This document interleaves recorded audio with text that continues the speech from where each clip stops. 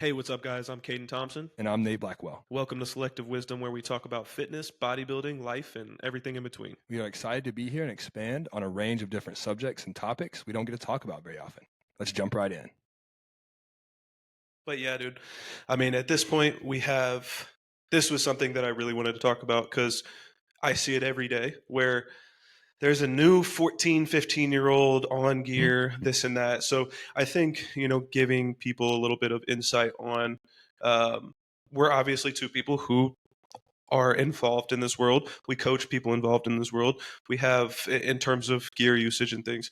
And there's just so many misconceptions about it. And I know this has been something that's been a kind of a passion, a knowledge passion for you for a long time. Yep. So I know you have a lot of insights, but I don't know. What do you think is like the worst myth that you see in terms of gear usage, and why do you think it is so prominent? So I think, I don't know if it's the worst one, but I definitely think that it's the most ridiculous one for me anyways, is the small dick. Dude, I can't stand it. Asked you that question, that was my thought immediately. I can't stand it. And it's so annoying. And it's just guys who are. It's usually not guys. It's usually not guys. It's usually so here's the thing. Most of the people who make that comment they could be like beta males, if you want to call them that, like just. Which is very common. I don't want to get it. Yeah, I don't want to get into too much, but like just sissies, just wusses, right? Just pussies, basically. But the other side of that is women, and the reason that they think that is because you see a guy, he's super jacked, he looks good, he's got a jawline, nice beard going, whatever. You see him in the gym, he's got tattoos, blah blah blah. He's got everything that could possibly be going like perfect for him. Then they get in bed, they spend the night with him, they're out at a bar, whatever. They spend the night with him, and then he has a small, and that's where the rumor gets started. Yeah. It's not because he was on steroids, though. He just already had that. Yeah. It's not at all what happens. I've said this in plenty of videos, but I bet you, personally, I've gotten bigger. I don't know if I actually have or not, but maybe it's because I got a little skinnier or whatever. But dude, my dick size has not changed. If anything, it has gotten better. It won't. It doesn't. There is nothing that testosterone has to do with your dick size. No, it's straight up genetic. Literally straight up genetic. There's nothing that you could find, no pathways, none of it. It doesn't affect that. Now what gets affected is your what it does affect is your testicles. They will shrink. Yes. But the thing is people still, even that's a common misconception, is I don't want my testicles to shrink. They shrink, but they're not going to go away. It's not like you go from having like something like this to it's like as big as the tip of your pinky. It's not how it works. No, absolutely not. All it is, it's just like they're I like to use this analogy of it's a muscle, right? So if you stop using a muscle, it's going to shrink. It doesn't disappear. It still works just fine. It's still going to lift if it's your bicep, you're still going to be able to lift it, but it is going to shrink. It's going to atrophy some. That's what happens when you get on testosterone. I think the biggest thing too is we, as a society, people have grouped steroids just together as steroids, right? Mm. There is so many different kinds with so many different functions. Yep. Testosterone, the more and more I've learned, about testosterone, the more and more I take it away from that steroids negative connotation thing. Because, dude, I really don't know many things that are going to get worse from having more testosterone as a man. If you don't want to feel more like a man, if you don't want to have more energy, if you don't want to be stronger, if you don't want to be, all of these great things, then maybe it's a horrible decision for you. If you don't want to be healthier, the thing is, our society, the average man today has extremely low testosterone, and our normal ranges are absolute bullshit. You should not be sitting around at 300 and being told that that's okay. At 27 years old, you should be at 800. Like just straight up, you or should. minimum. That's like It's you it's so deserve that. embarrassing. It's so embarrassing because you'll go on, like I got on an argument on Threads the other day about this exact same subject. It was, well, maybe not this same subject, but I think it was about cholesterol or something like that. I was like, do not listen to your fucking dumbass your general doctor, your GD, whatever you want to call it. Like, do For not a lot of listen to them, right? All they are taught to do in school is medicate the symptoms of the issue. They don't fix anything. The only time you're going to get something fixed, so if you have low testosterone, the only time you're going to get your testosterone fixed is by attacking the root cause, which is hypogonadism, which is you're not producing enough testosterone. So your body is never going to be able to do it. Now there are steps that you can take to mitigate those decreases, which is going to be lose body fat, train, you mean like just eat naturally? Right. Yeah. Like you can naturally improve it. But the thing is if you're sitting at 200, you're not going to naturally improve it to 800. No. Simple. It's not going to happen. No. You might go from 200 to 275, which is going to feel, you're going to feel better. But I promise you, if you went from 200 to 800 or to 1,000, which is where men should be, you're gonna notice a completely different person. I'm a completely different person. It's amazing, dude. And I was one of those guys, and that's that was sitting down there at the 200s, being told that was normal. And that's the thing is, like you said a minute ago about the hypogonadism. It's like that is what people don't understand is happening when you take exogenous testosterone, right? When we're putting that into our body, your body doesn't need to signal these sexual reproductive like signals and things. So that's where we get the shrinkage of the testicles and things. It's not because it's hurting you. It's just like Nate said, you're not using that piece of your body naturally anymore, which that might sound a little off-putting to some people. It sounds way worse than it actually is. But if you're a male walking around at 1,200, hey man, don't take testosterone. But I guarantee there's very few people nowadays that 9% of you men listening to this aren't that guy. So if you're already sitting in the 200s, how does shutting down that a little bit of natural production to boost you into super physiological levels? Well, where your people body knows exactly what to do with it. It's bioavailable. This is not, you're not putting, we're not talking about, trend here. This is that's something that's completely alien to the body, right? But testosterone, your body is already making that. It already knows what to do with it. So if you're going to supplement with it, you're only going to get healthier. Yeah, and I mean the thing is people get scared by the, what would you call it? Like I don't know, like what the media pushes out there, basically the media, social media, whatever. And like, oh, it can limit your ability to have kids. I don't think you understand how long and how much you need to do in order to ruin your sperm count, your SHBG, these other things that are imperative for having kids.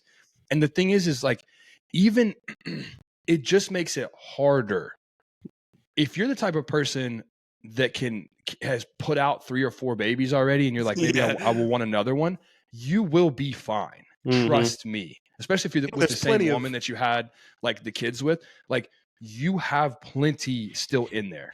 Trust me. And there's plenty of modalities of things you can use alongside of it to make sure that you have your that everything stays functioning properly, and that's 100% true as well. But that's the thing is people get scared by, oh, I want to have kids. I'm 22 and I'm going to want to have kids eventually. It's like, dude, I don't think you understand that you will be just fine. Yeah, you will Derek be Lunsford, just fine. One of the biggest dudes in the world, just had a baby during Ronnie Coleman had.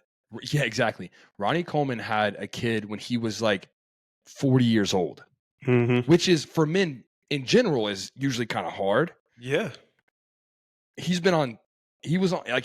competed for 20, 15 years, whatever. I mean, he was competing for a long time on steroids the whole time. Yeah. You know what I mean? He won 8 years in a row, the Olympia. Like, dude, the guy was pushing some shit.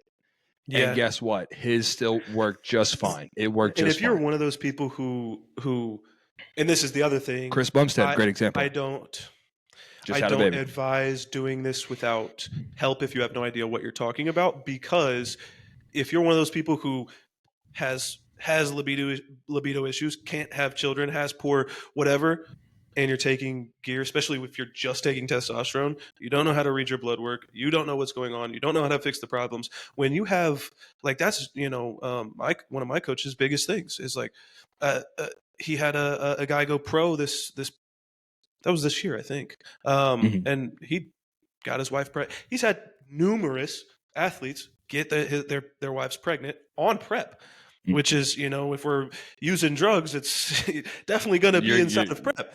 You're going to have the most, during prep. And these are people who are taking more than just testosterone. So that's just one thing I want the male population to understand, is that you do not need to fear. I'm not pushing you to go get on tren and all this stuff, but testosterone alone could be the key. I don't think it's the males. I don't think those are not the people. Trust me, I know a lot of males that are scared. I know that there are males that are afraid of that, but here's the thing. Like, if you're 22 and you're scared to get on it, I understand it. You're young. Yeah, of course. Your testosterone is most likely still above 500. Like, you're still young and you're fine. Misinformed. Yes, you're young and you're misinformed. The people who I get upset with is the 40-year-olds who are feeling like crap, who work out every day, who do all the things they're supposed to do, right? They're already in good shape.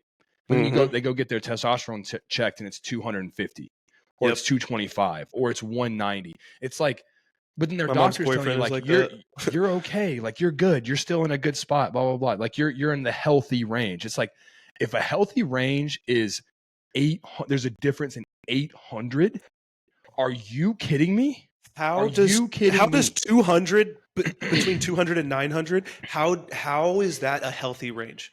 Like, do you understand? How can that be a healthy range? How can every that be level is different? Like, I don't understand it. I don't understand where it comes from and why. I mean, I do. I have my theories, but again, they're all, people will call you conspiracy theorists, this and that. Dude, look at what's being allowed in our country. We can take a 6-year-old and cut his penis off and turn him into a girl, but we testosterone's bad. PEDs are bad. What's going to make you more manlier and more driven and more motivated and healthier? That's bad. We can't do that. That's exactly where my mind is too. Is that they're trying. When I say they, I mean government officials. I mean Democrats. I mean liberals. I'll call you straight out to your face. I don't care. You fucking pussies. You're trying to make men pussies. You're trying to make men sissies, and you're trying to make men be subservient. They're doing a damn good job. And they're doing a damn good job for most of the world. And that's the reason that all these freaking people are out here, doing ridiculous things. Like, cutting off kids' genitals and doing these other things. Like, it is absolutely insane. It blows my mind. That we have allowed, like, dude, I can't even imagine. And the thing is let's not praise these people who are, you know what I mean, doing these crazy, crazy things to kids. But back on the subject of just testosterone in general, I mean, I have never felt better as far as physically than when I have been on testosterone. And I've also never been more. Here's the thing about testosterone is it is a chemical, and it provides a chemical makeup. Like, there is a chemical makeup that your body is, as a male, you're and females really too, but specifically males, like testosterone shapes your body a lot. So when you're going through life and you don't have that major building block, if you're young, and when I say young, I really mean like below 25. If you're below 25 and your testosterone is low, and it's been low since you were 19, like, you are living straight up a subpar life. You are living a subpar life as a male. You're a shell of a human that you could be. I promise. And the thing is that's the issue, is most people don't even know, because they've never experienced the height of their testosterone. That is something that I said on Justin's podcast, where I'm not gonna come on here, like, even doing this podcast, like, if there's something about PEDs that I don't know, I'm not going to talk about it. So why do we have so many men who have never done it, who clearly have never done any in-depth research on it, having such a strong opinion on this is bad? You've never seen the other side of your poor might as well be female levels of testosterone. But you're going to tell me that this is bad, and I've only gotten bigger, healthier, happier, more successful while doing it. And my thing is like you said, testosterone shapes you a lot. And I don't think what people understand is the correlation between our hormones and our mental health as well. Yep. And dude, if you have low testosterone and you have no drive and you have no motivation and you're less manly, you are bound to be more depressed than the average person who is sitting at 1,000 plus. I do want to be clear on that. I want to make sure that we clear that up, because there's a difference in having like just a straight up mental health issue and the correlation with testosterone. Like there's sometimes where if you just have like there's times where I have bad mental health episodes. Of course, like just straight up, you know what I mean? It's not gonna be perfect after, and that's what I want to make sure that it's like, just because you get on testosterone doesn't mean you're all of a sudden like a superhero and you feel the greatest every day, all day. Like you're still going to go through things in life, you know what I mean? You're still going to have like those down periods. The thing is with testosterone, it helps you do two major things. One, get up off your ass and do something.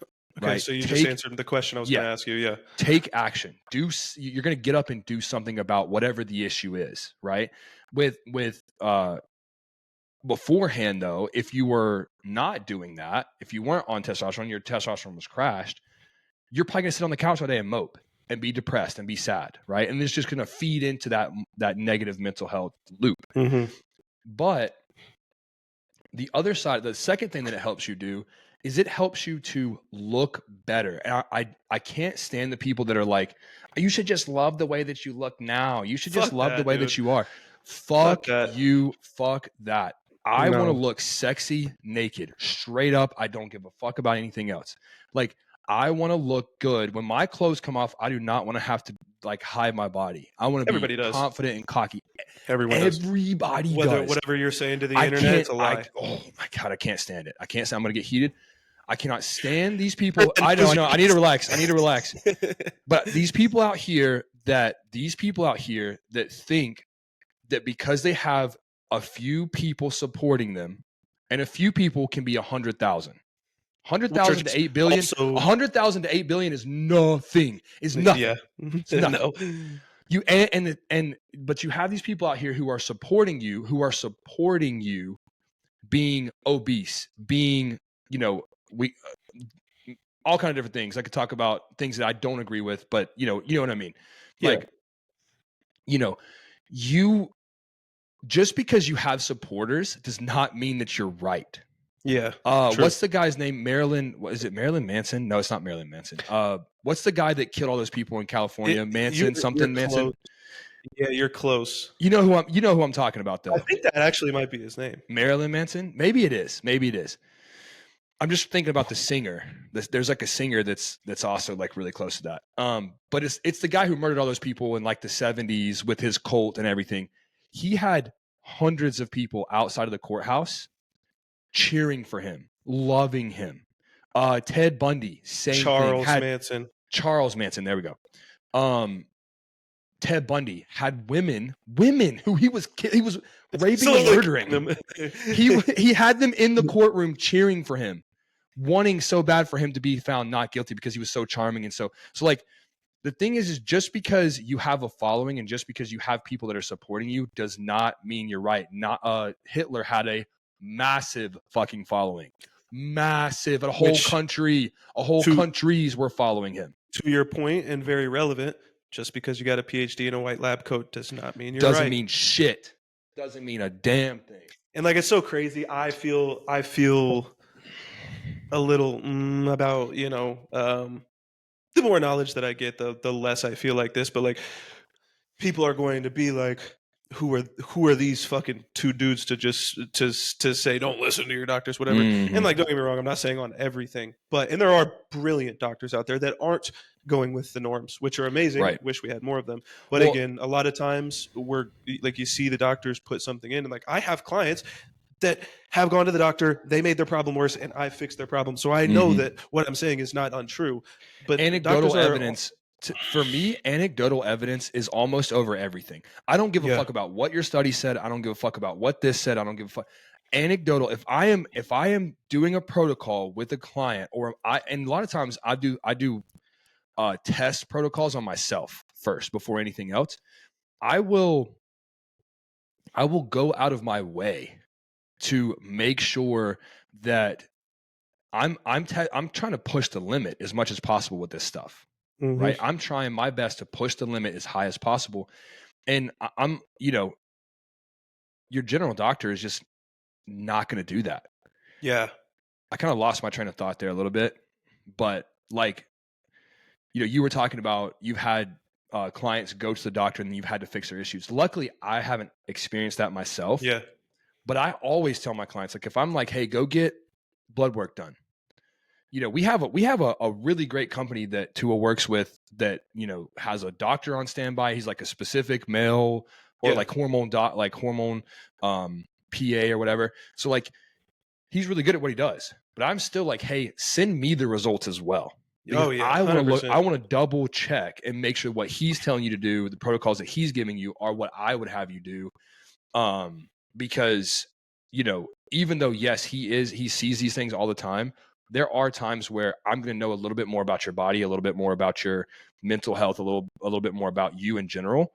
And so we're going to go off the beaten path a little bit. We're going to try some different things. And bodybuilders and stuff is a whole different world that Mm-hmm. like you go to your most general doctors. Like I've done this before where I tried to talk about that side of things and like they don't Mm-hmm. want really much to do about it. But we are, hopefully like that's why there's so many, up and coming, coaches and I mean people who do know what the right ways to do things are. And I just hope that one day these can kind of take over the norm. And I do know that there are some like, my coach will go and like speak to at conferences and stuff. Conferences to room fulls of doctors to teach things, and so I think that kind of stuff is really cool. But that's the thing is we are almost on the front lines of stuff like that because we're willing to take risks with our bodies and with our health. Because technically, I don't want to demonize steroid use, but like long term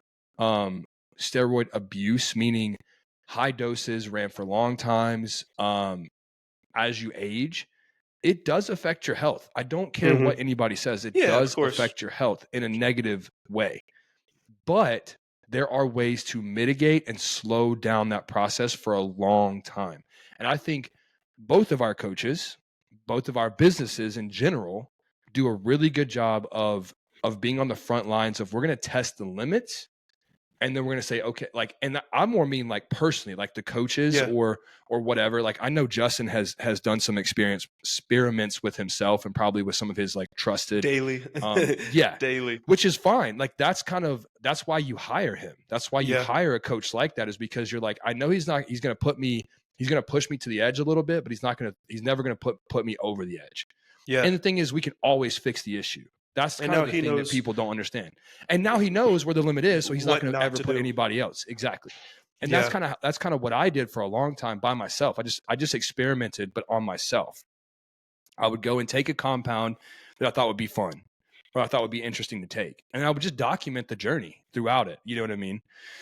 And so, so I was going to say, how many PEDs at this point do you think you've ran? And with that, what do you think are like your like a short list of do's and don'ts for somebody who's like, okay, I want to start maybe they're already taking testosterone, they want to start dabbling and a little bit more into the PED world. And to preface before you kind of give your answer, like you were just saying a minute ago, like I don't want to demonize PEDs. Long-term use is going to be harmful if you're abusing steroids, but at the end of the day, again, test steroids, long-term testosterone use at a low dose just to keep you at normal ranges, which is not 300, but 8, 9, 1,000, you're going to be okay. Now, when you talk about doing anything above testosterone, that's where we get to you abuse those for long term, and you're probably going to have some health issues. There are pretty safe things that you can do.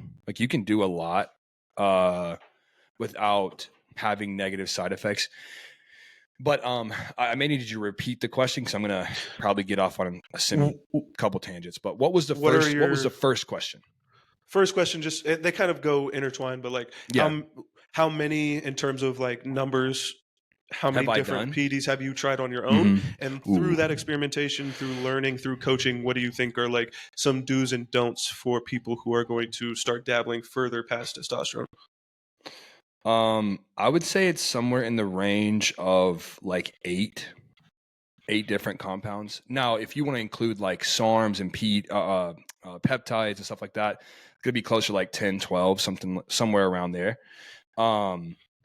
Explain before you go to that, explain the difference between, for people listening, between like a SARM and more of like a, testosterone or tren or I got you. Peptides are cool because peptides are kind of I've really gotten into the world of peptides. I need to do a deeper dive into it because, man, they're phenomenal, really, really interesting things out there. And if they work the way that people say, like, they can extend your life, they can be a substitute for some of the steroids that you're going to take, and they can make you healthier for a long time. Yeah. Like they can keep you healthy for a long time. The difference in SARMs and steroids. So funny enough, there's not, you could go into the scientific side. So it's like, selective androgenic receptor modulator. So basically what it's going to do is that a SARM is going to attach to your androgen receptor, and it's not going to do anything else. It doesn't interact with anything else around there. So it's not going to interact with your estrogen levels. It's not going to interact with any of your other hormones. It's not going to do it's basically not going to do, and these are like specifically ones that attach to your like androgen receptors. They're not going to do anything outside of that, right? They're not going to have a negative effect on a lot of the other things. The bad thing about SARMs, I was going to say the issue there is the toxicity to the liver, kidneys, things like that. Correct. Yes. That's one of the issues. Second issue is they're nowhere near as powerful as people say, for one thing, but they're nowhere near as powerful as just like regular testosterone. I don't care. You could go get YK11. You could go get S4. You could go get RAD 140, 150, whatever the newest one is, maybe even 160 now. But like all of these things are great. They're cool, but they're add-ons. They're not something you should take just by itself. The reason that I say that is for RAD one thing, 140, no test base. Dude, so I did that. My first ever anything PEDs was RAD 140 and YK11, I think, or S4 or something like that. It was just 2 SARMs. And dude, I didn't do it. I didn't feel anything. Didn't get any difference. Nothing happened. Now I'm sure that this is the issue with SARMs, is even though they're played off as like, oh, they're safer than PEDs, they're safer than steroids, whatever. They are not. They will shut you down just as hard and for just as long as any steroid that you take. And they don't work as good.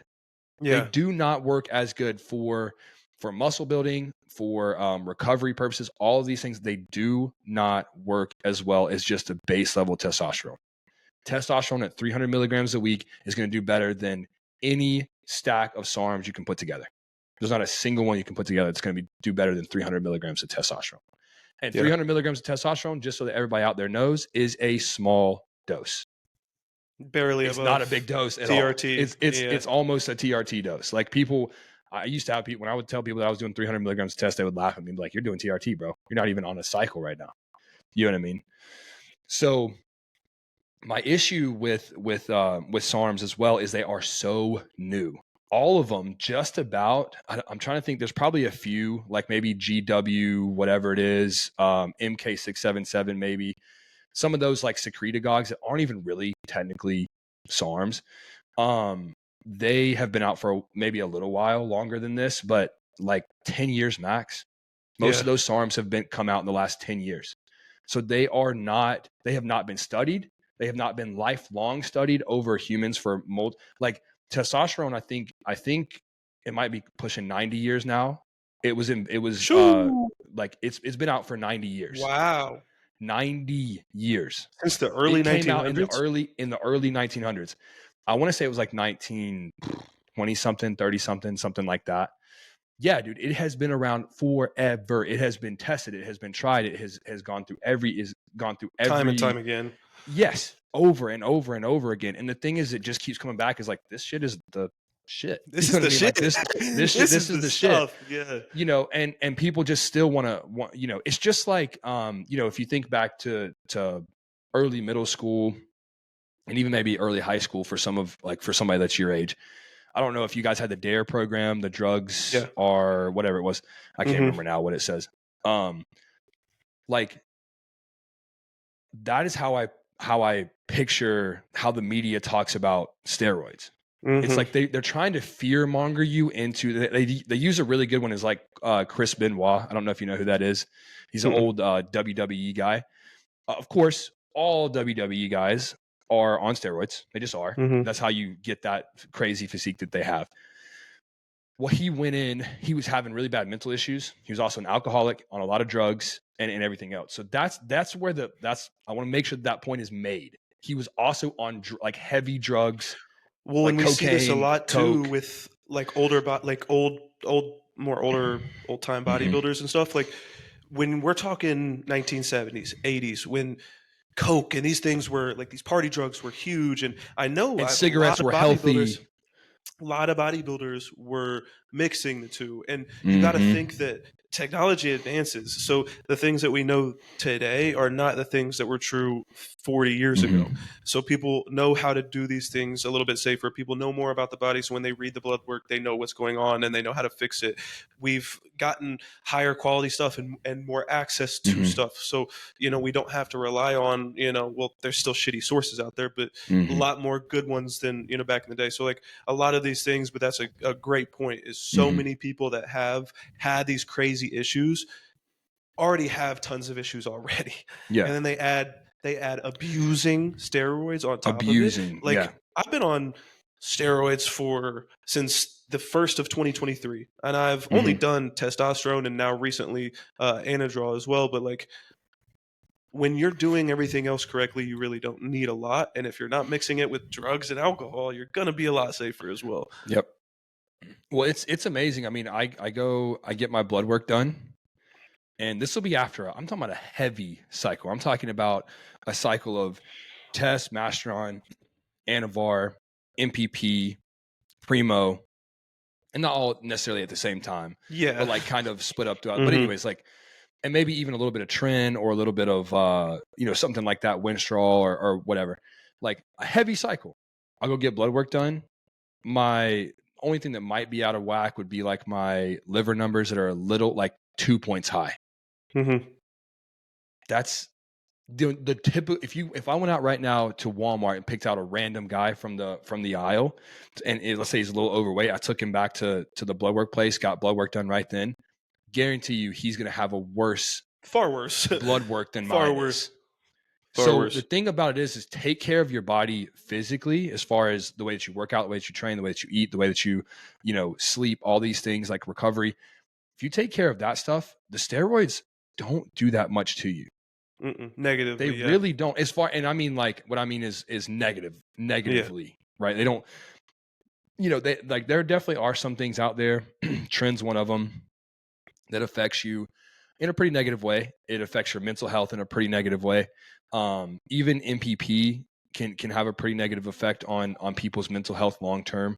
Yeah, MPP is rough. Yeah, it's just rough because it's just neurotoxic. That's why it's neurotoxic. So it just is going to make you, a little bit. But like, that's the thing, is if you're running 150 milligrams, which is kind of like around what I run, maybe 150 to 300 max, those side effects aren't, as far as MPP, are not going to be showing up.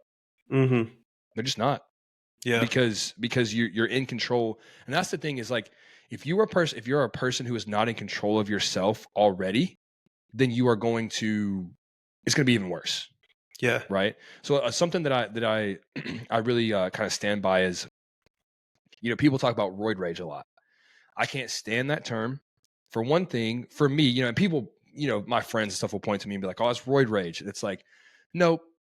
I was like this before. In 2016, when I was, like when I was 22 years old, like I would have reacted the same way. And I had never even been anywhere near testosterone or anything else. Yeah. Like this is the person that I am. So what it does, it just elevates that a little bit, right? Same for like if you're a non-disciplined person and you get on steroids and you start getting a little bit of muscle mass, you're obviously going to be hungrier. If you like, people go cheat on their diet all the time. And that's the thing is like, oh my gosh, dude, we're at our time limit and I'm just now like getting into my actual thoughts. The thing about steroids, guys, the thing about steroids is that they do not actually do anything. You have to put in work. Oh yeah. You have to take it by the reins. It's like Huge a horse. Misconception. It's like a horse. If the horse is just let off the reins to roam, it's just basically going to usually stand there and not do anything. But if you go put a saddle on it, you put some reins on it, and you whip it and you kick it with your spur, or you whip it with a little whip or whatever, it's going to take off. You know what I mean? And that's what steroids are. Steroids in somebody, and I mean, I have friends, God bless them. I have friends and I have people that I know who are take more steroids than I do. So a lot. See them all the time. And they are fat, out of shape, losers. Because they were already fat, out of shape losers before they started. And they never made a change to do something different. And then when you try to talk to them, they you know what I mean? Like they're the biggest, baddest guy in the gym. They're the ones who are getting in fights at the gym. They're the ones who are going to bars on Saturdays and getting in fights. Those are the people who give us normal people. I say normal. Did your light just go out? Yeah. You can turn it back on. Us normal people, it gives us a bad rap. You know what I mean? Am I the sweetest, nicest person all the time? Not necessarily. But like that doesn't mean that I'm going out here and just punching a wall because the wall looked at me funny. You know what I mean? Like I don't do that. But that's what people think when they hear steroids. It's like, oh, you're just the type of person who's gonna murder their. That's what I was saying about Chris Benoit. Is he murdered his wife and kids?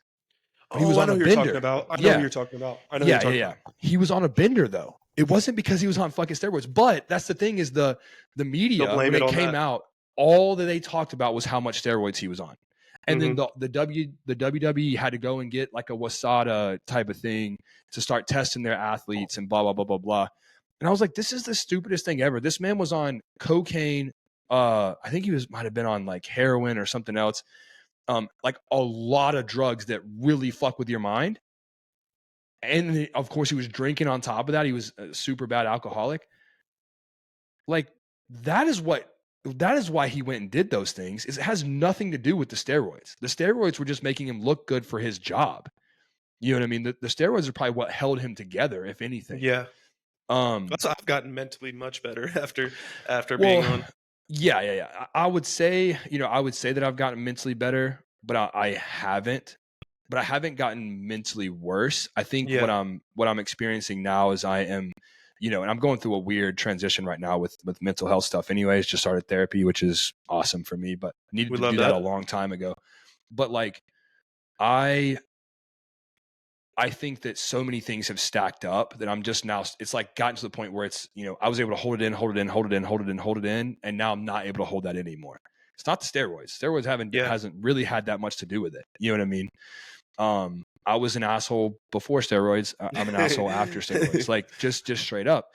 And there are things that have, obviously there are things that have happened that kind of are underlying issues. You know what I mean? That's the thing is it's underlying issues. It's not the steroids are on the top. They're like the topical. They're like the skin. The things that really matter are on the inside, Yeah. So, and that's where a lot of people don't understand. They don't understand themselves enough to be like, no, you're not going to do this because you don't have the mental fortitude. You don't have the mindset or the discipline or the whatever it is to be able to handle taking steroids. And that's why, like, for me, before I trained for like 3 years-ish naturally, maybe 3.5 before I decided to get on. And like that year before, I was like, okay, this needs to be the most locked in I've ever been, or I don't deserve to be on PEDs. So looking back, like, it could have gone far better, but it was definitely, compared to the first 2-3 years, was far better than those.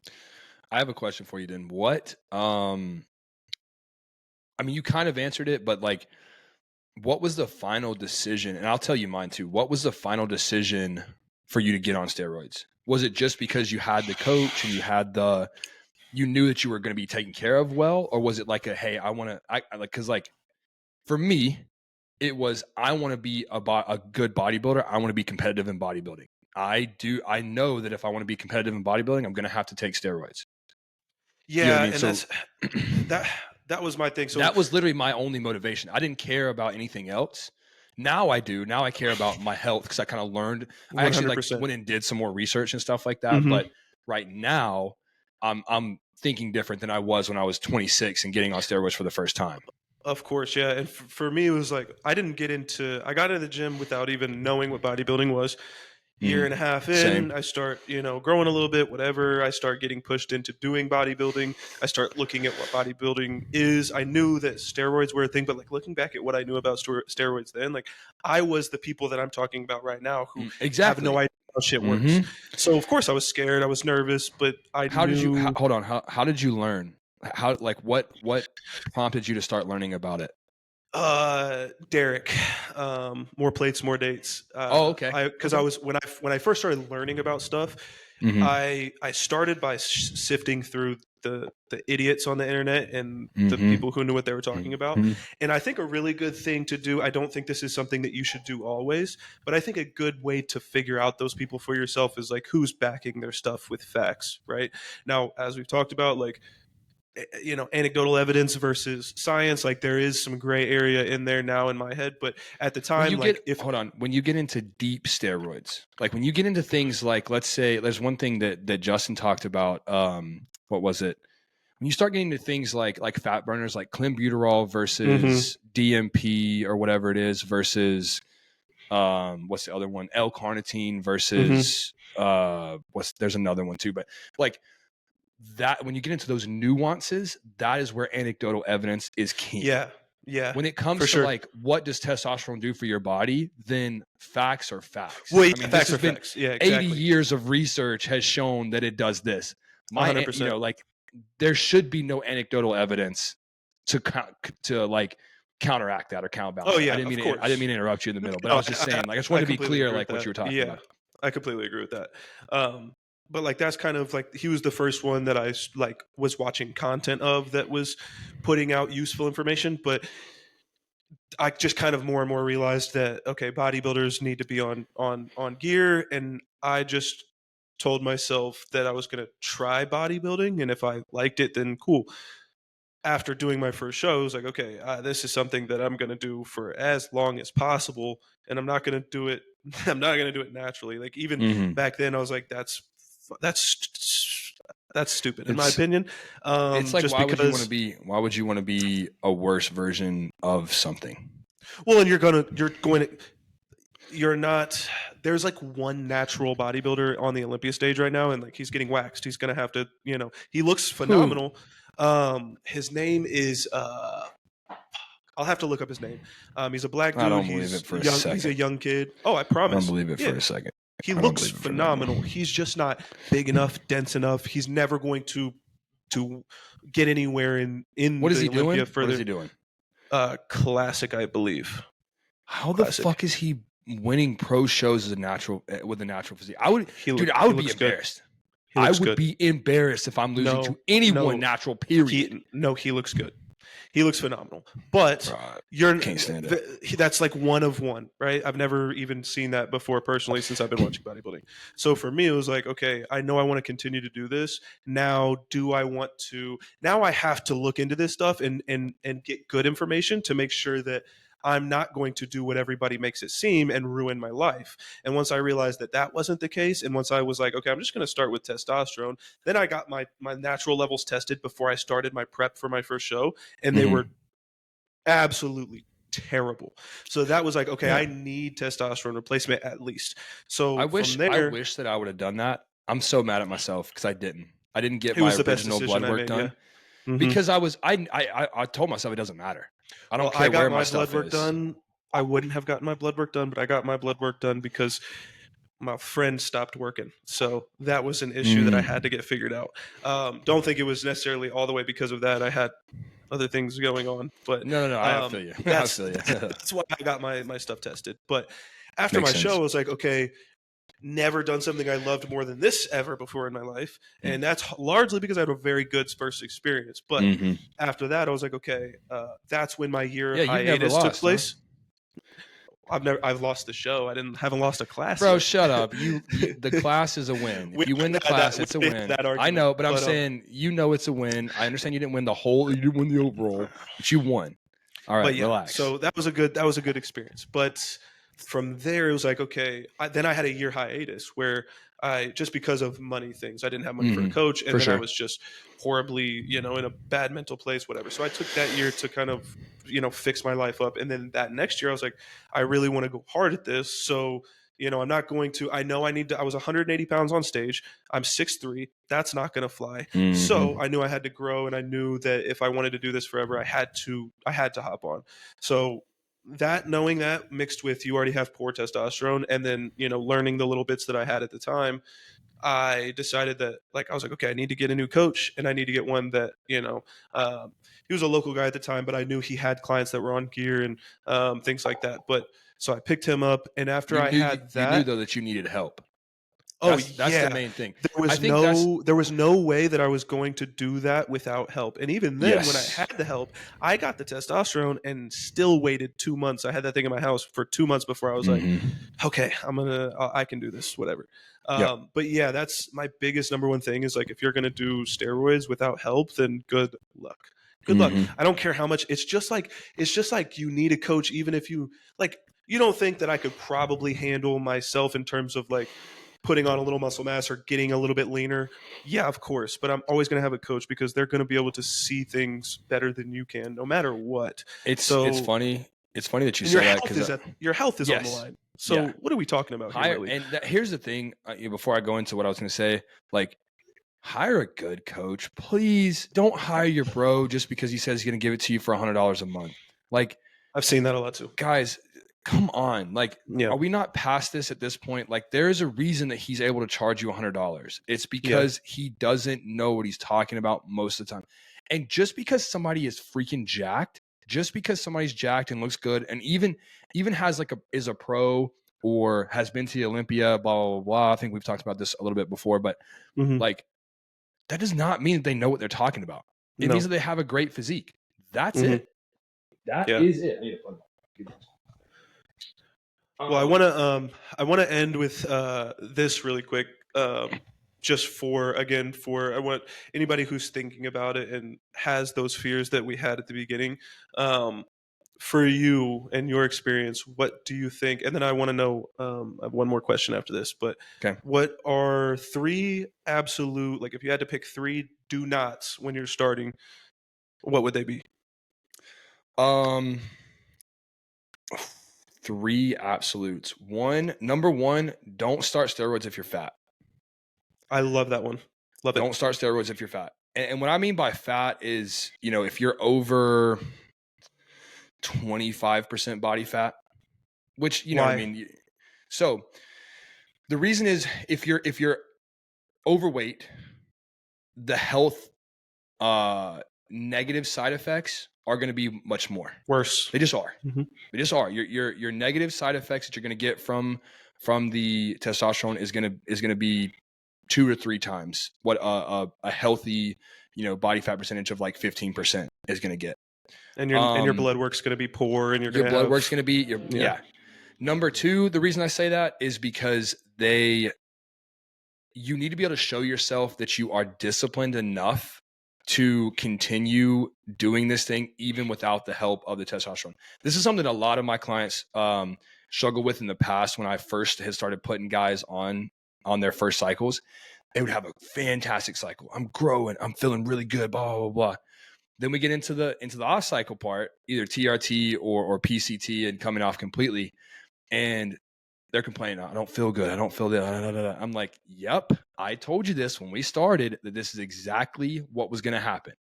You're going to get off a cycle and you're going to want to rush in 4 to 6 weeks right back into another one. We are not doing that.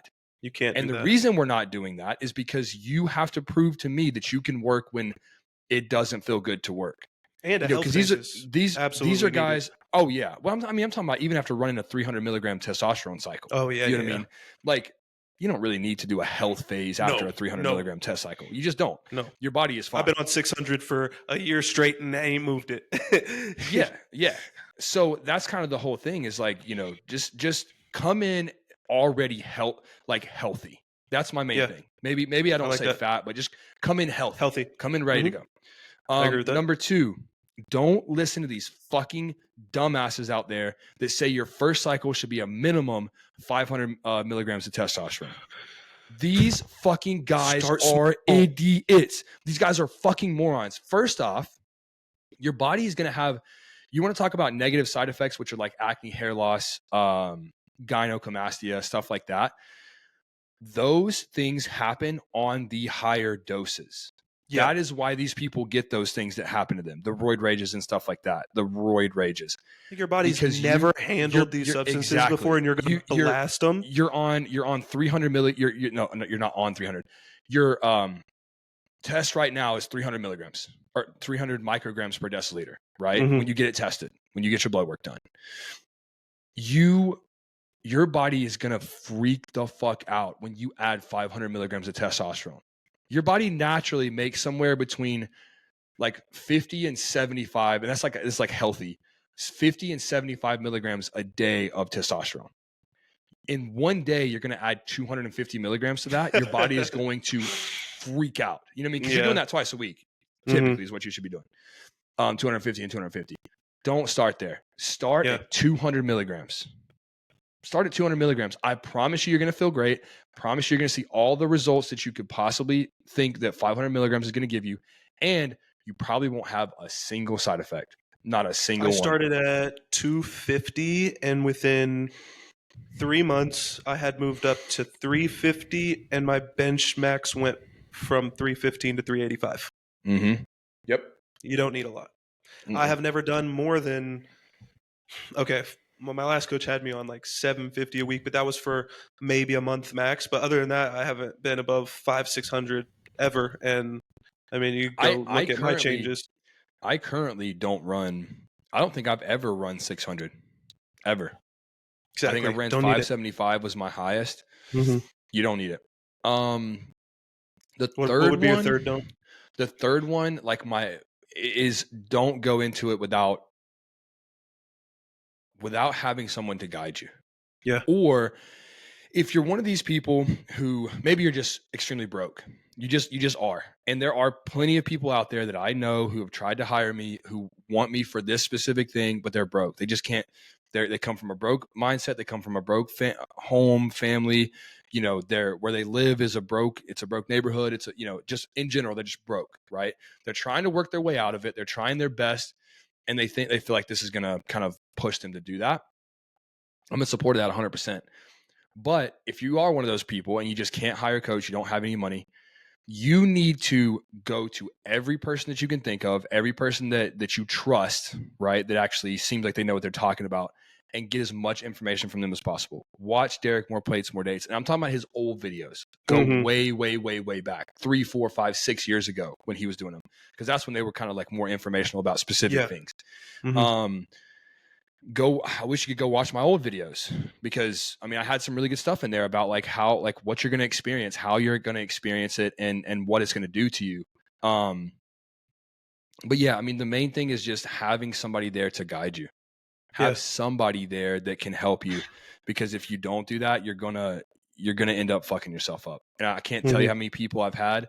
I had a client, an ex-client who is now coming back, thank goodness, and he's awesome. He was one of my favorite clients, dude. I loved him. His name's Travis. I'll give him a shout out. He's awesome. But he messaged me the other day, or we talked yesterday. He's like, dude, I can't wait to get back with you, blah blah blah. But he was talking about how his hormones are just all fucked up. Yeah. He's got acne everywhere. He's got this, he's got that, and blah, blah, blah. He's having a whole bunch of different things. But I told him, I was like, dude, this is what happens generally when people leave coaching. They think they got it all figured out. And you did. You could have done everything that I told you to do by yourself. You can make your own macros. You can make your own training plan, blah, blah, blah. Everybody in reality can. You can go get that shit for free. Yeah. But there is nothing like having that accountability partner and someone that you trust to tell you that you're fucking up. You know what I mean? Like when you have that, I don't need a coach. Yeah. Caden doesn't need a coach as far as knowledge of what to do and how to train. What do you need a coach for, Caden?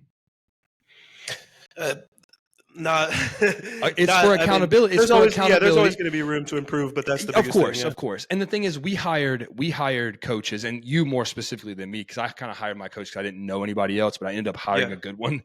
Like, we hired our coach. Yeah, I lucked out. Exactly. Like, I hired a good coach who was, not only is he always learning new things, he's always gathering more information, which I know Justin's the same way, but he's also willing to pass that knowledge on to you. He's willing to give you that knowledge if you're a client of his, or usually for free. He's given me advice, and I've never worked with him. Like, I've messaged him on Instagram, and he will message me back with the advice that he may not go into as much detail as he would with somebody like you or whatever, but and I know Brady does the same thing. I know he's giving out free advice. You know what I mean? He gives out free advice. You should. If you're a good coach, you do. If you're you want to help as many people as possible. Just because somebody can't afford to hire you, or doesn't feel like they're worthy to hire you or whatever. Yeah, I mean, if everybody in the world wanted to hire me, I wouldn't be able to take everybody. So, like, I'm going to give out free information and touch as many people as... You can only take maximum, 100? That would be, right now, absolutely could not handle that. Dude. Absolutely not. Okay. You just said this, and I'm sorry that we're making this run longer than we wanted it to, but I think we've been doing really good. I wrote this yesterday. I saw a video of it, and it freaking spoke volumes to me. It says, if every dream that you have showed up right now, would you be ready for it? Think about that.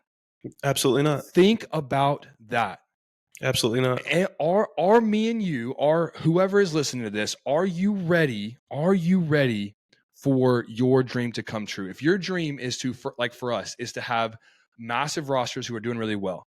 Think about if me and you had an Olympia stage level athlete right now.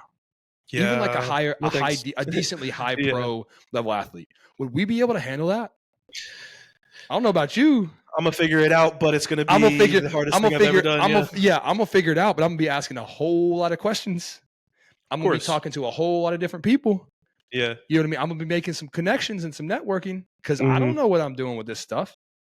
You know what I mean? Like, when it comes to that high level of an athlete. So that is just, it just kind of blew my mind when it was like, and I know something that we talk about off camera a lot is money. We talk about money a lot, and like what we kind of, so like, think if we were making $20,000 a month, $30,000 a month, whatever it is, you know what I mean? Like, would you be able to handle that?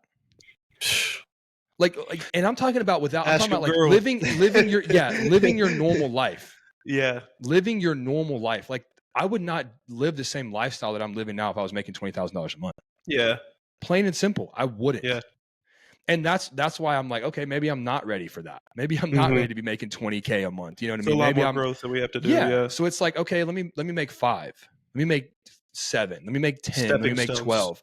Exactly. And that's what the quote is saying, is that all of these baby steps that you're taking to approach your goal and get to your goal is, to get to those dreams, whatever it is, that is what made you the person that can have those things. An NFL quarterback doesn't go from high school to NFL automatically and be really good. Usually they got to go through growing pains from 9th, 10th grade, where they got to sit behind the junior and senior year quarterback.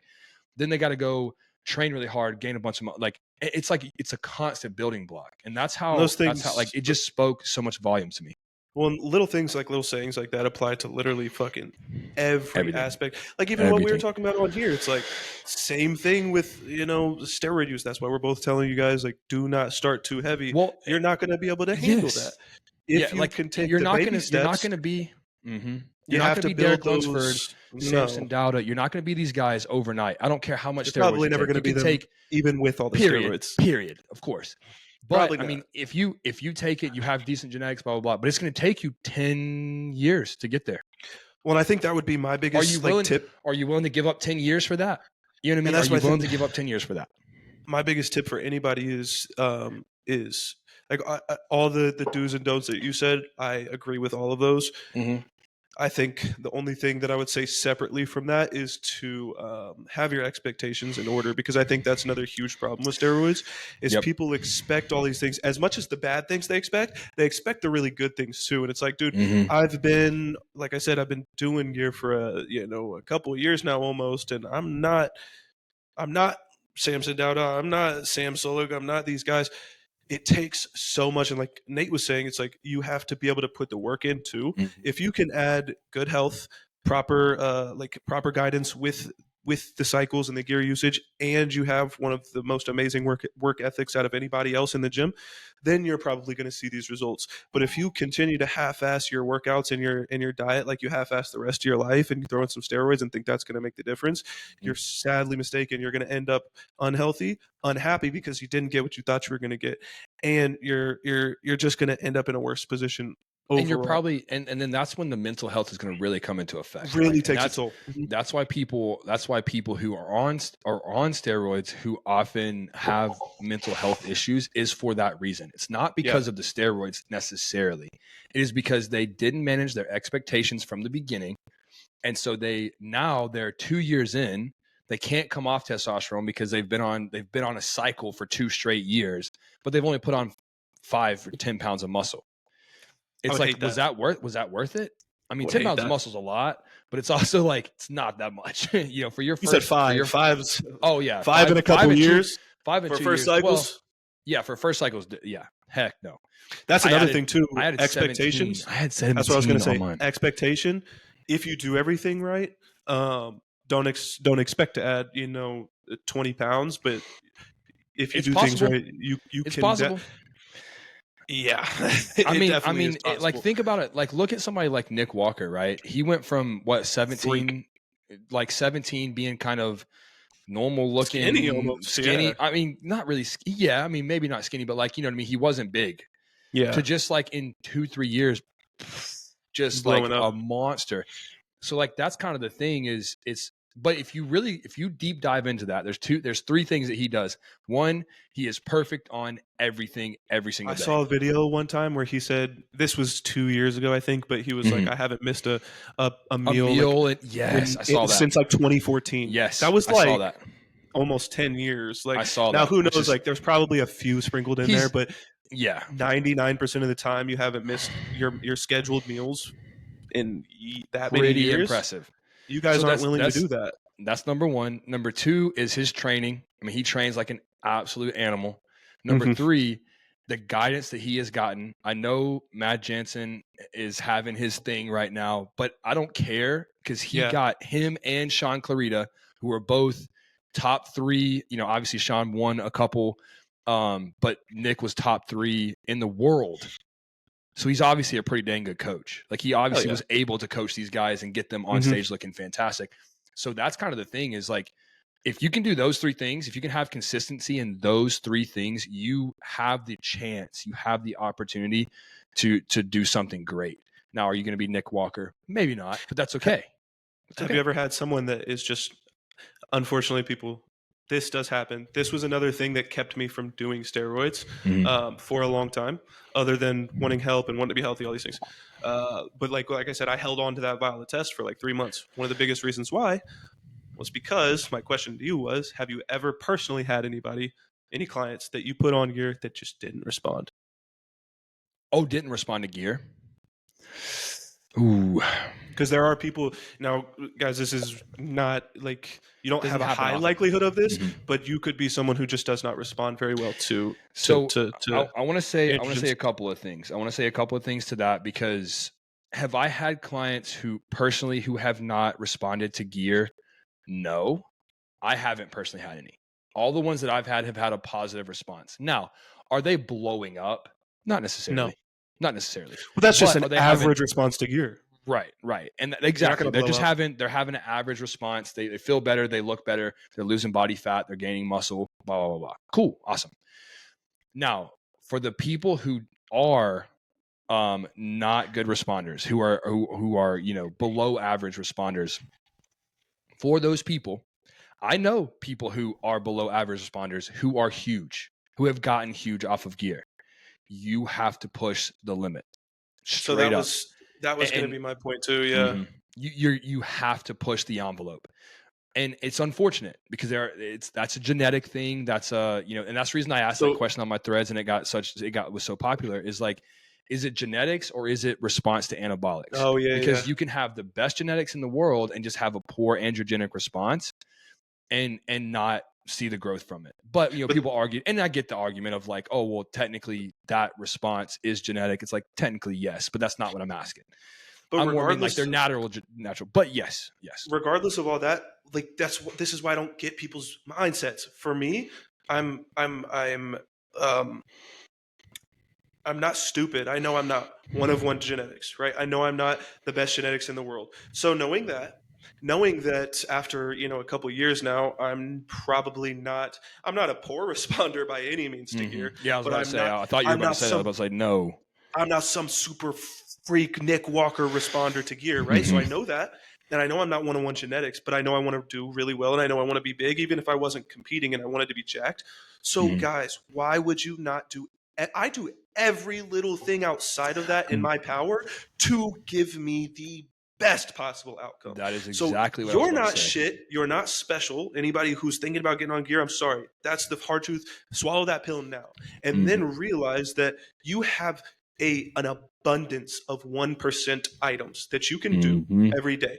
Sleep, training, perfecting all of these things, taking your vitamins, making sure your internal health is amazing. That's the reason why I eat the way I do. Because no matter how, like, we can argue back and forth about whether you can get to looking like this, whether you are eating XYZ, but for me, there's not an argument. It's not a compromise. There's not an argument that is ever going to say, like me, who eats primarily literally 98% whole foods at all times, all perfectly clean, versus the person who's eating processed stuff, whether we can both get to XYZ physique or not, who is going to feel better and look healthier and stuff like that. That's not really an argument in my mind. But for me, that's just one of the 1% things I can do. I could probably go eat If You Fit Your Macros, still look pretty good, but am I going to operate at the top at my best of the ability? Yep. Probably not. Well, I do everything outside of that to check all the boxes to make sure that my experience is the best it possibly can be, because I'm already at a disadvantage. It's a waterfall effect. You know what I mean? It's a waterfall effect. Like if you start, and that's what I was saying is like, that kind of goes back to my point with the first thing that I said about not being fat is it's not just about not being fat. It's more about being in shape. Like be in shape, be a healthy, active, athletic individual. And I promise you give your body a chance to respond better. Yeah. You know what I mean? You can absolutely affect the way that your body responds to PEDs. Right. And we talked about it earlier, where somebody is maybe an out of shape, kind of fatter person. They take steroids. You can tell they're on steroids because they're kind of beefier, but they just don't look like you would, if traps all of a sudden grow out of nowhere. Yeah. They're super red faced. They have big arms, they have big shoulders, whatever, but they don't look like a bodybuilder. Right. Those are the people that I can't stand that are on steroids. You know what I mean? Now there are some, like for instance, the World's Strongest Men and stuff like that. Those guys are cool because they're actually doing something with that size. You know what I mean? They're actually like using it for something. Yeah, but deadlifting it's over 1,000 pounds is pretty hard if you're not a pretty big dude. Pressing 700 pounds over your head. You know what I mean? Standing is crazy. Crazy stuff. They're insane. But that's kind of the thing is like it's a trickle down effect, right? It starts with the little things that you were just talking about, the 1% things that you can do better, the food, the recovery, the even the mental side of things, like protecting your mental stability and your mental health. Because when you do get into those times in prep or whatever, where you're lean, you're tired, you don't want to do it, you're still going to have like that, okay, no, I'm getting up and I'm doing this shit. I'm getting up and I'm pushing through it. And that's something that you can't, I don't think that is genetic. That is something that is learned and built and, crafted from your own, from inside you, from your own mind, your own willpower, your own discipline, whatever you want to call it. Like you have to have that base before you start anything else. Yeah, for sure. Because it's just, it's as simple as that. Completely agree. Yeah, I mean, this is something that is definitely growing in terms of like people, learning about gear, getting on gear. Like I said at the beginning, we have so many young kids that are hopping on. Which, before we hop off here, I think that's one point that I do want to touch on is whether there's a certain age you should start at or not, which is very, very difficult to say. Just know that you should not be doing it at. I don't even think. I want to say something before you give a number. I want to say something before you give. I wasn't going to give a number. I just, okay. So I just think that I think it heavily depends on, like you were just talking about, the type of person you are, but like I just don't see again, there's kids that are prodigies in bodybuilding that have been bodybuilding since they were 12, and like by the time they're Yep. 18, they know That's what's what I was up. about to say. And Yep. like if you have the guy, if you're one of those guys, you probably have great guidance. That's a Mm-hmm. gray area. But should you be 16, 17 starting gear? Probably not, man. Probably not. That's a horrible decision. Horrible decision. So there's two things that this is kind of how I set the standard for myself. It's how I set the standard for myself, but I also set the standard for any clients that want to do this thing. Obviously those first three rules are big, but one thing is, if you want to start TRT, I personally believe every single male in the world, besides maybe a 0.01% of the population, should be on testosterone after the age of 25. Okay. Why do you say 25? 25 is because at that point, your brain is fully developed. Your body is fully developed. You have, at that point, usually you're graduated from college, so you have a little bit more financial stability, typically, not everybody, obviously. Usually at that point, you know, and it's kind of getting a little bit further out now, but usually at 25, people have like stable relationships, stable friendships, you know, housing is stable, things like that. People that are thinking about getting on gear, usually by 25, they have those things figured out. Okay. I think every male should be on. Now, if you want to argue with me and say every male after 30, I'm cool with that. I think every male, or even 35. I would argue younger, to be honest. Really? Well, the reason I say just 25, the 25 only is reason just, I say younger 25 is because. Go ahead. I was just going to say the reason I say younger is because of the rapid decline in testosterone levels in young men. Right, and like, that's why I put it at 25. Well, when you're 20, like let's say, you know, you graduate at 18, 19, by the time you're like 21, like, and you're kind of in those, like, think about the difference in a male who has 800 to 1,000 testosterone range versus a guy who has really low, going through those really important trial periods, whether that be school, whether that be starting your career, whatever it is. I just feel like you can benefit a lot from that. I see what you're saying. Effects. I see what you're saying, but I'm gonna raise this question, because when are you usually your most stressed? When were you? I can tell you when I was, but when were you the most stressed as a person, as an individual? You don't have to sit here and actually like think about it that hard. My stress has just been so constant for like a long time. That's something I have to work on. So you're just now 25. Like, not, you know what I mean? Like this year you turned 25. So I would say I'm the least stressed now than I ever been. Right. For sure. Exactly. So typically for most adults, especially men, the times that they are the most stressed and under the most amount of pressure is from 18 to 25. That 7-year period where you're going from being a boy to being a man is the most crucial time for most boys. Right. And I would even maybe throw in like 16 to 18 as well, like 16 to 18, because that's like when you're kind of developing a little bit more. But even that time, you're in high school, you're surrounded by friends, you're surrounded by whatever. At 19, you don't have anybody. You know, technically you can get kicked out of your house. You need to go find a job. You need to go to school, whatever the case may be. Right. Luckily, my parents didn't kick me out right away. So because I would still be struggling. I would not be anywhere. As soon as I dropped out of college, bro, it was goodbye. That's fair. So, but also that's another point is, let's say they have a little bit steadier of a home life, but they got to go to college. Right. What is the most stressful time for most kids in that time? College or job. Right? Is finding a career, finding out what you want to do for the rest of your life, finding out who you are, because that's when a lot of people make a lot of changes in that time frame of their life. Right? So why would you put an extra stressor on top of that? Something that is going to make you see what I'm saying? Something that's going to make you stress more and more. It's going to possibly put you into a deeper depressive state.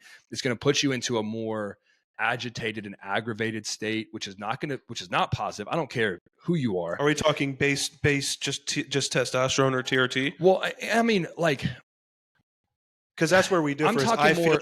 If you're talking about TRT, if you're talking about testosterone TRT, has helped me negate those. I could maybe see testosterone. That's what I'm talking about. I'm not talking about steroids. I guess we are talking about more TRT. But the thing is if you're a 21-year-old man and you start TRT and you start to see a little bit of results, what do most 21-year-old men do? I got to take this shit up. I got to fucking go 500. Let's go 500, baby. All their friends in the gym. All my friends in the gym are running 500. I got to run 500. So that's what I'm saying is you're not mentally mature. That's another thing is you're not mature yet. I know I wasn't. At 21, 22, I was not mature at all. I had to be more mature way earlier on. So like those mindsets I didn't have. Bro, I was in the military. I was doing all the stuff that that people would have said I know that I was not mature. Yeah. Like, think about it. You may have had to grow up quicker, but you weren't mature. Not as mature as I am now. Yeah. And that's the thing is I even think myself now, I'm 30 years old. I'm like, I'm not mature for 30 at all. You know what I mean? But I think that's how you're supposed to think about it. Is you're supposed to be like, nobody feels like they're mature at their age. You know what I mean? Like they should be. They look at other people who are 30 and like, dang, this guy's doing all this stuff. What, you know what I mean? Like you kind of compare yourself. But that is my counter argument is you're putting yourself in a situation where you're just adding an extra stressor for really nothing. Yeah. Okay. Now, is it technically a stressor? And when I say stressor, if you're on TRT, if you're on legit TRT, especially from like a clinic, that's expensive. Most 21, 22-year-olds can't spend $320 a month. That's what my client just was telling me the other day that he's going to spend on his TRT, $320 a month. Agreed. Plus $300+ for a coach. Agreed. Ugh, that's tough. That's real tough. You're spending $600 a month off the rip just to be like a healthy, normal individual.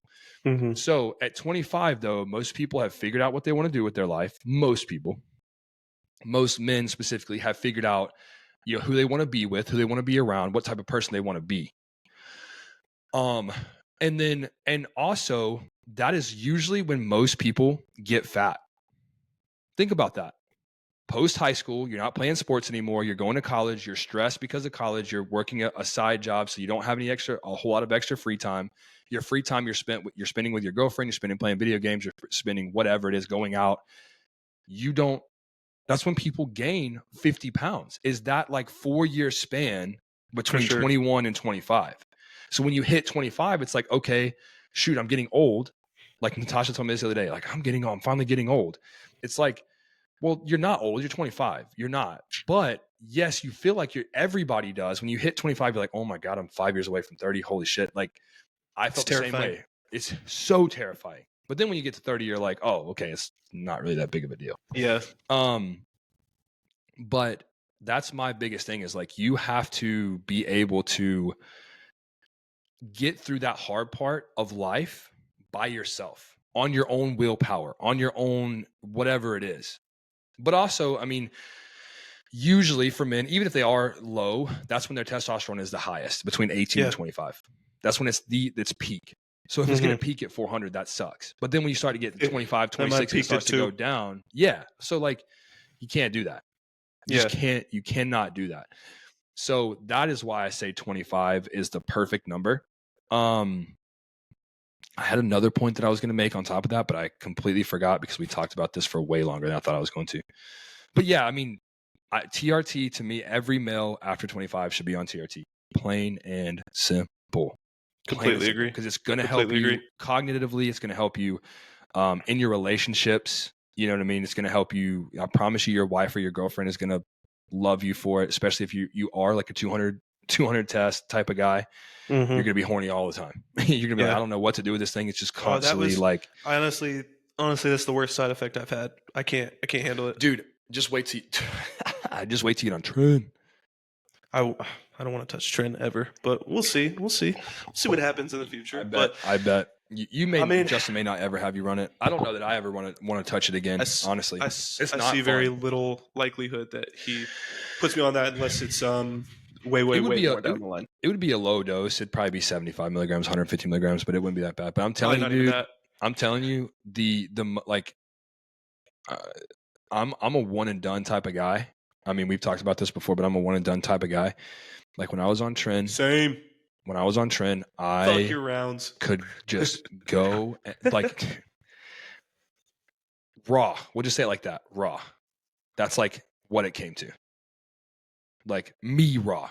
You know what I mean? Be like that. And the thing is like, you're still ready to go. You're raw as shit. Shit is hurting, but you're like, man, I just, it's here. I got to do something with it. Yeah, keep that shit away from me. It's horrible. It's horrible. I'm good. I'm straight. And then it does it has a negative mental side effect too. It gives you anxiety. It gives you, I mean, it does. Tren is rough, dude. It's a great drug. It works for what it's supposed to work for. But I've had clients that have asked me, can we run Tren? I'm like, fuck no. The only time we will ever even think about running Tren would be on prep. And that would be like, if you are doing really well, you're doing everything great, and we're looking really good and things like that. But man, this was a good episode. Yes, sir. Yeah, I mean, takeaways, just don't be an idiot about it. Don't get on it too young. And make sure you know what the purpose for you getting on is, and just stay healthy. Get somebody to help you. At the end of the day, as long as you just get somebody to help you, there's no thing. Like, I don't have to think about it if I don't want to. I know I'm going to be good. And here's the thing too, guys. If you have questions, feel free to reach out.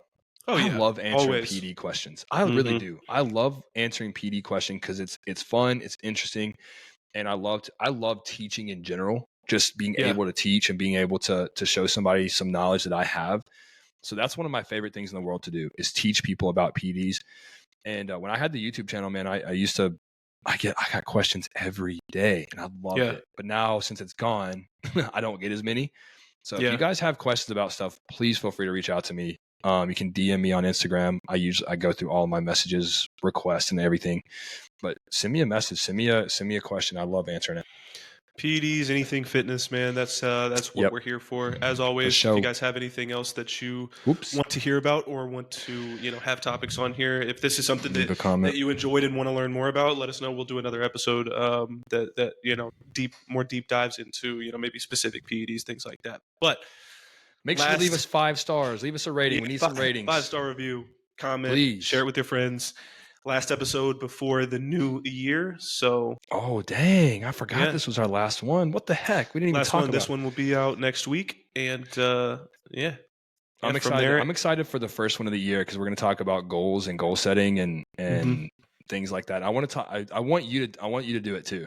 I know you're not a goal setter. I know you're not like a write down your goals type of guy. Trust me. I know you have goals. I know I'm saying, but I want you to write them out, write them down. I want to go through them together and like talk about. We had a meeting. Me and Kaylee had a little meeting the other day. We have an entire plan for this year. I plan on doing that with Nat as well. Because I mean, we had a crazy year this past year, and now we need to lock it in and like make sure that we're using that momentum for good things. But same here. Yeah, guys, welcome to 2025. Oh my gosh. Yes, Have a good Merry Christmas. Enjoy the holidays. None of this Xmas bullshit. We love you guys. We'll miss you. We'll be back soon. Yes, sir. Have fun. Follow us on Instagram. On the next episode, first week of the year. Appreciate you guys. Peace.